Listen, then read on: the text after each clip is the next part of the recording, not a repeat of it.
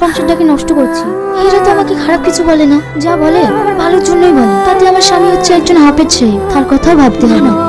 আমাকে পরিবর্তন হতেই হবে, আমাকে ভালো হতে হবে।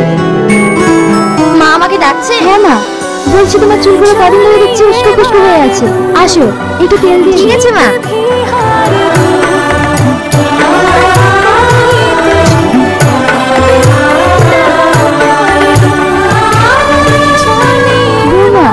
তুমি যে এতটা পরিবর্তন হয়ে গেছো, এটা দেখে আমার খুব ভালো লাগছে। হ্যাঁ মা, আমি খুব অন্যায় করেছি, আপনাদের সাথে খুব খারাপ ব্যবহার করেছি। প্লিজ মা, আপনি আমাকে ক্ষমা করে দিয়ে। তো দাঁড়িয়ে না।